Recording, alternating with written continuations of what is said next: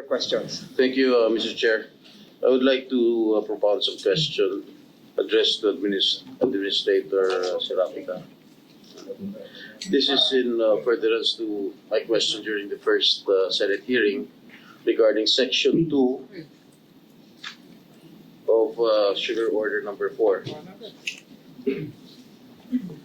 Okay, my first question is, why do you allow or promote assignment of sugar allocations? Is that your idea?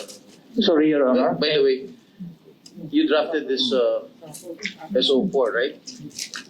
Yes, Your I Honor. asked this question last hearing and you answered in the affirmative. Am I Yes, Your correct? Honor. So you drafted this. Yes, Your Honor. Okay. So you're familiar with Section 2 of SO number 4.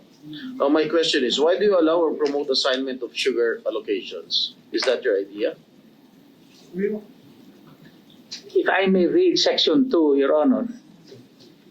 Qualified participants, industrial users, sugar producers, planters, associations and mills, and sugar traders that are duly registered with SRA as international trader for crop year 21-22 and in good standing are qualified to participate in this import program, provided that an industrial user must have complied with Memorandum Circular Number 17, Series of 21-22, provided further that a qualified participant may assign its import allocation to another qualified participant.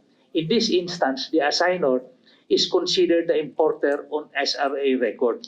As used in this instance, the assigner is considered the importer on SRA record. As used in this order, industrial users shall refer to food and beverage manufacturers using sugar in the manufacture of their finished products in the country of their domestic market.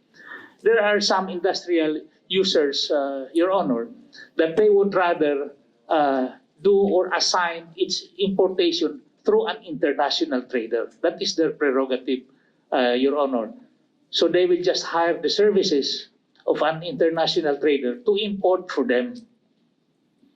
Okay, are you aware that you're only encouraging financially incapable or fly-by-night companies to participate and be given sugar allocations, fully knowing well that they will thereafter assign or sell to another qualified applicant their sugar allocations for a fee or commission?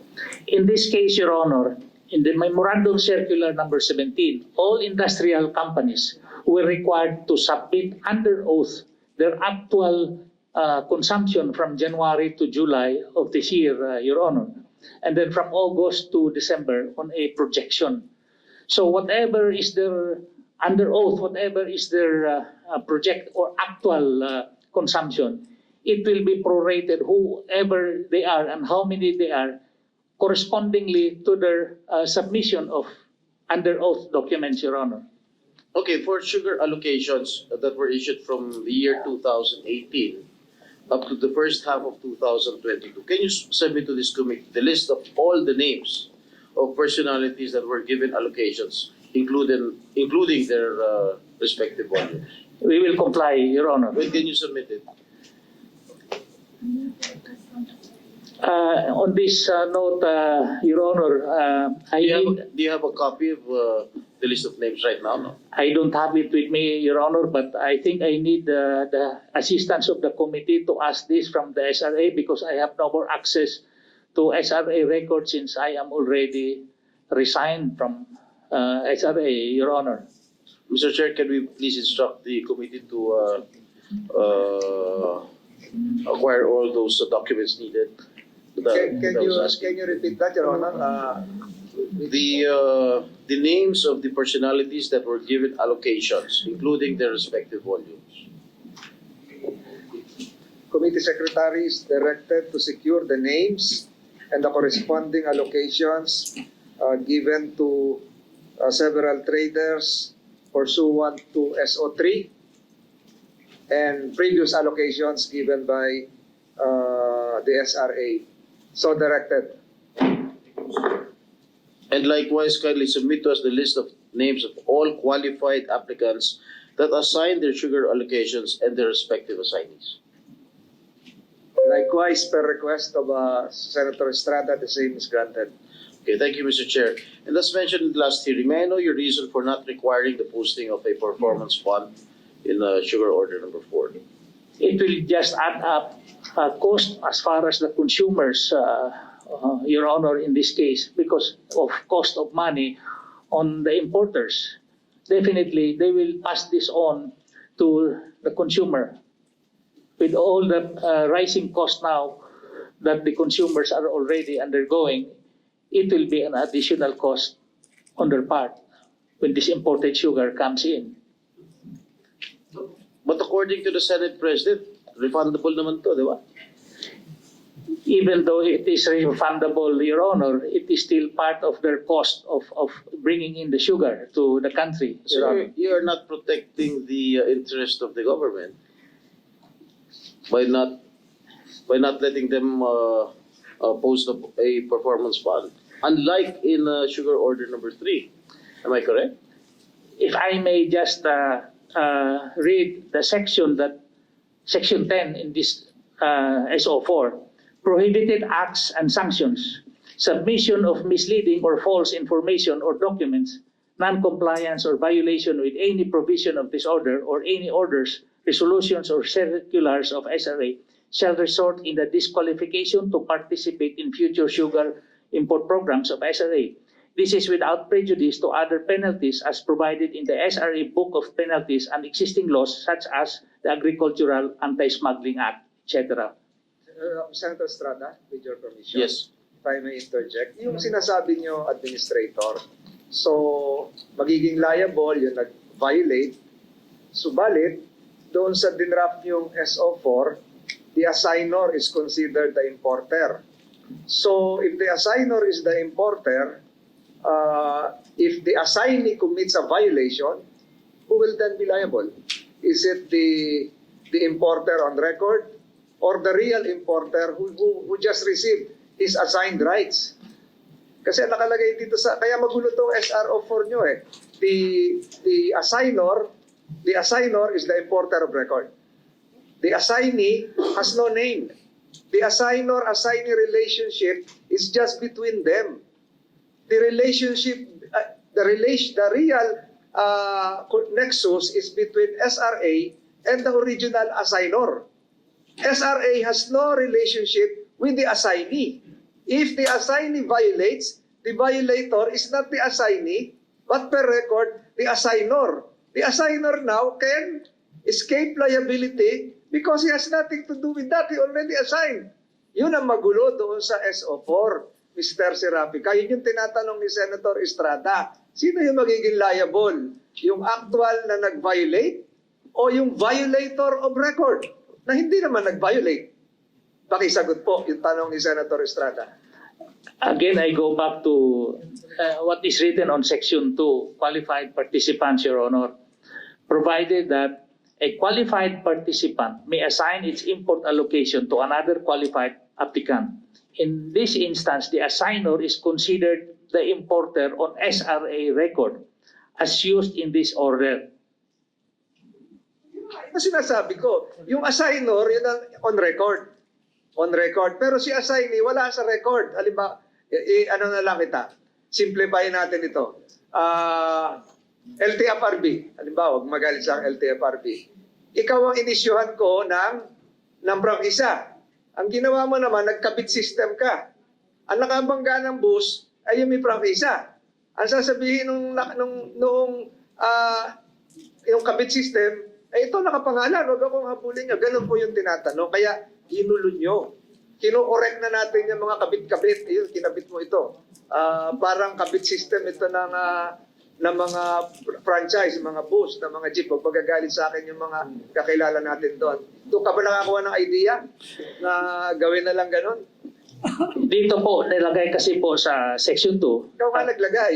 the industrial user must have complied with Memorandum Circular number 17. And this is under oath, Your Honor, this qualification is under oath, that they have to submit their actual consumption from January to July Who will of submit? 2022. Who will submit? The actual importer? The industrial users, Your Honor. Yun na nga yung gumulo dito eh. So, Una, siguro ang tanong ni Senator Estrada, ano ang authority mo na alisin yung dating nandun sa SO4 para pagpunta ng sa SO3, pagpunta ng SO4, wala na performance ban, yung assigner. We have to determine accountability and liability. In this case, you diluted everything. Pwedeng umiwas si original assigner, importer, kasi on record lang ako, ginamit lang ako, hindi ko na kayang ipagpatuloy. Medyo gumulo yun. Kaya siguro dinidiin ni Senator Estrada yung tanong niya, bakit mo, simple lang yun, bakit mo ginawa yun? Baka meron siya pinapaboran na ano, di ba? We do not do that. This is for all the industrials in this case, Your Honor. For as long as they comply, what is in MC Circular number 17. Sagutin mo muna yung tanong ni Chairman.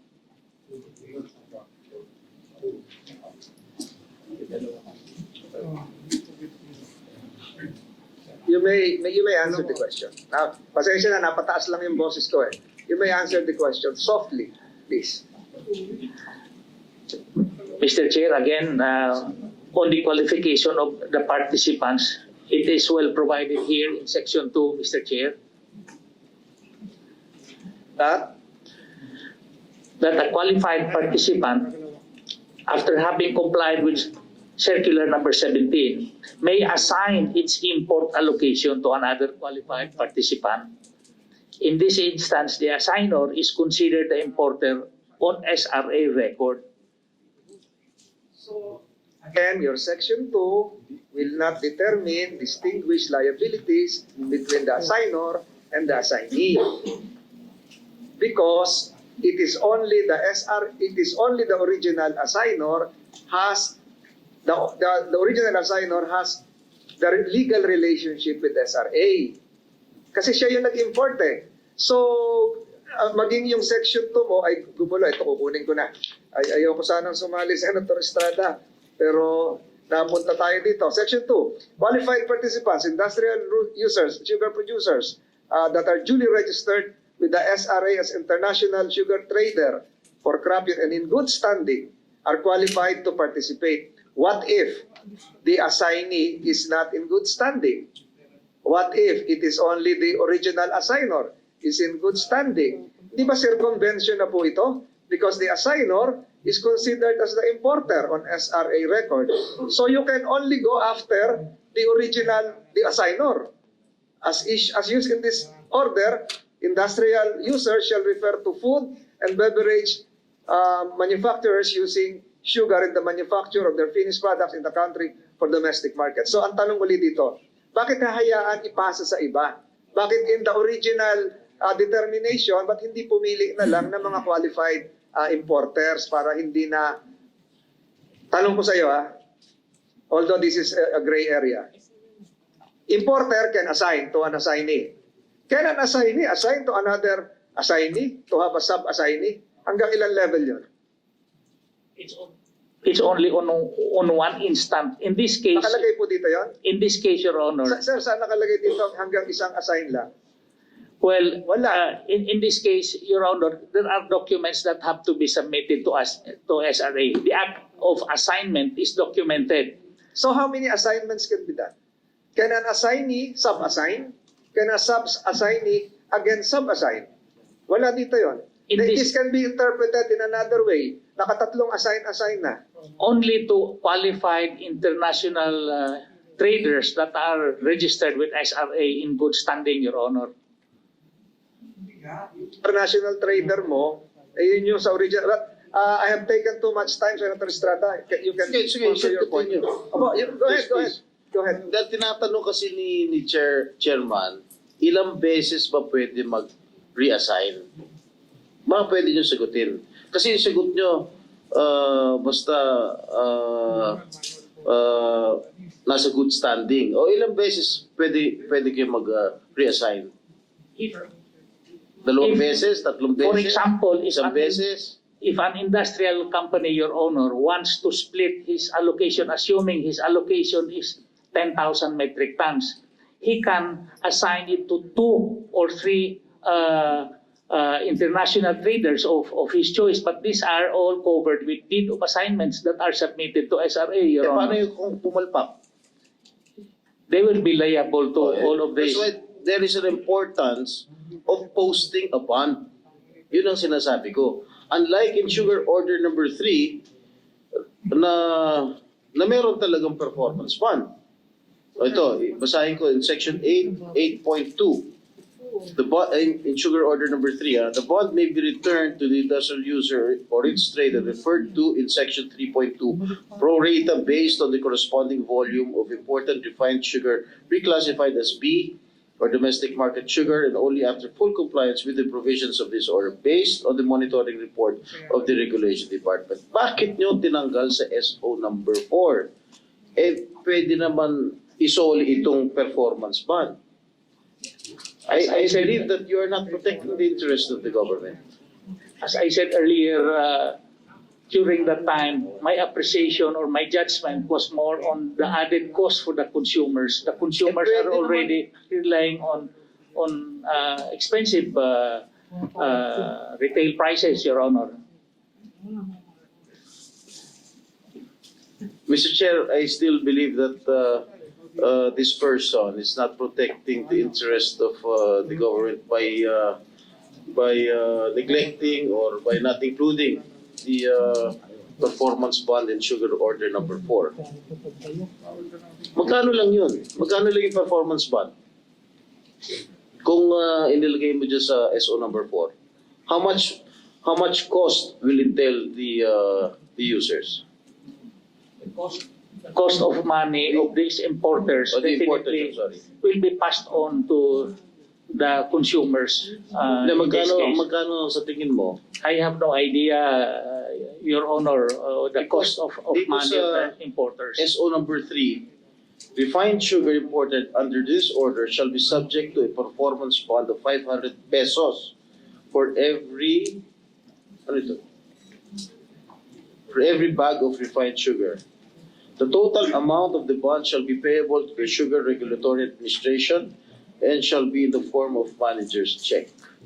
The bond shall be made to answer for violations or non-compliance of this order and any orders, circulars, and resolutions of SRA by the industrial user or international sugar trader without prejudice to other penalties that the SRA board may impose and liabilities that may arise under existing laws, rules, and regulations. Again, yun pa rin ang sagot mo. Yes, Your Honor. Okay. Okay. As SRA administrator, have you taken steps to inquire from the exporting countries that the total volume of sugar that were in fact exported to the Philippines and validate the same against the actual volume of sugar recorded in the Bureau of Customs? I did not research into that, Your Honor, Why? because what we monitor is what comes in for every importation program, Your Honor. Again? When the importers submit their documents of their imported sugar, they submit all the data to the SRA, including origin of the port. These are documents that are being submitted prior to SRA's issuance of import clearances. When this imported sugar lands in our shores, Your Honor. As SRA administrator, you should have taken steps to inquire from the exporting countries. Bakit hindi? Are you remiss of your duty as SRA administrator? I am not, Your Honor. I have been doing my best in the exercise of my duties and function, Your Honor. Anyway, thank you, Mr. Administrator. I would like to ask some questions to the newly appointed Commissioner of the Bureau of Customs. Senator Estrada? Yes.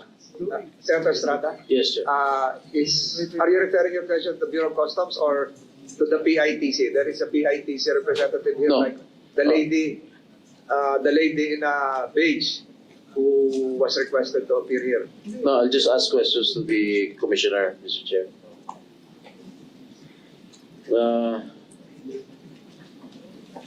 Mr. Commissioner, how many cases of agricultural smuggling were apprehended by the BOC from 2018 to up to the present? Yes, Your Honor. We have more or less 125 cases, Your Honor.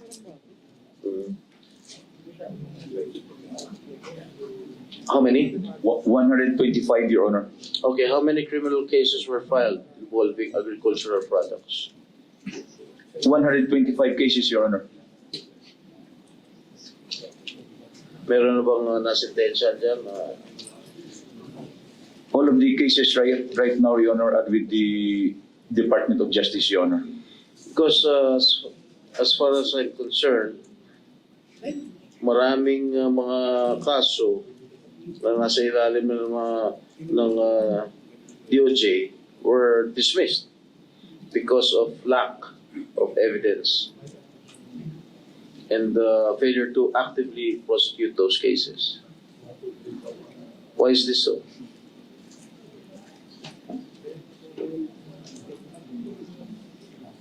Regarding that, Your Honor, if we already filed the cases with the DOJ, Your Honor, it is already beyond the purview of the Drug Customs, Your Honor. How long have you been in the Bureau? I have been acting commissioner, Your Honor, for 35 days, Your Honor. But I have been with the Bureau of Customs as Enforcement and Security Service Director for 4 years, Your Honor. You were in the Bureau of Customs for only 4 years? Yes, Your To Honor. the present? 4 years and more or less 4 years and 11 months, Your Honor. Okay, can you please submit the complete list of all agricultural smuggling cases since 2008, since 2018? Yes, Your Honor. Can you please submit it to this committee? Okay, my next question is, what are your mechanisms to monitor, to prevent and apprehend the use of recycled import permits to import sugar? Yes, Your Honor. Since when I assumed as the acting commissioner, we have devised a system where we will be going online together with the Department of Agriculture and the SRA, Your Honor, where we will be for every importation, we will check with their minimum access volume, Your Honor, that is allotted to that company, Your Honor, and it will be online. We will be our respective collection districts will be provided access to that. Once there is a company that will import, we will check the remaining volume that they have, Your Honor. If they have already reached their volume or if they have already exceeded their volume, they are not allowed to import anymore, Your Honor.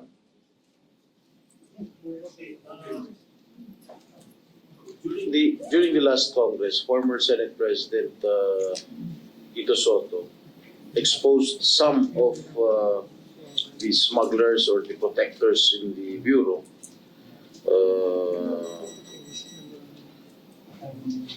What happened to them? Did you file charges? And who is this Manuel Tan, Andrew Chang, and Luz Cruz? They're all allegedly, according to the former Senate President, they're all smugglers. Have you acted on this? I have already directed our Customs Intelligence and Investigation Service, Your Honor, to review the investigations that we have against them, and if there is a need, and if the evidence is strong enough, we will file cases against them, Your Honor. So you haven't filed any cases against them?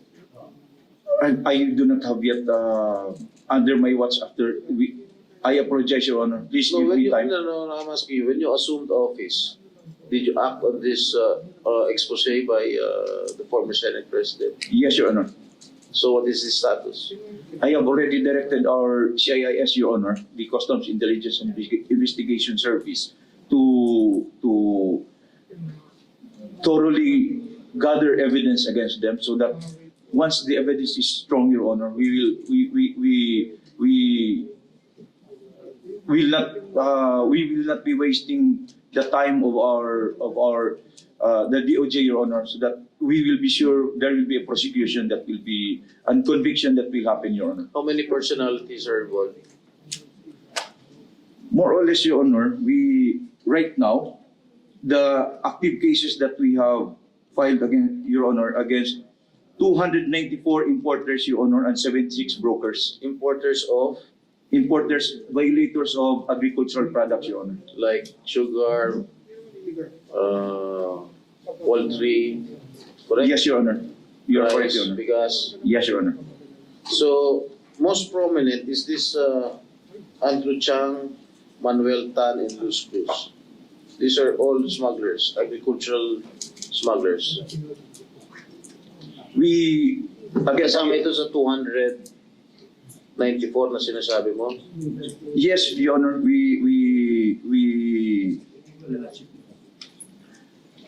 But we will check the records, Your Honor. We will let me check our records, Your Honor, and I will provide you the. Can you please update this committee with regard to the status of the cases that you filed against these smugglers? Yes, Your Honor. Alleged smugglers. Yes, Your Honor. The soonest possible time. Yes, Your Honor. Thank you, Mr. Chair. Thank you, sir. Estrada. Before we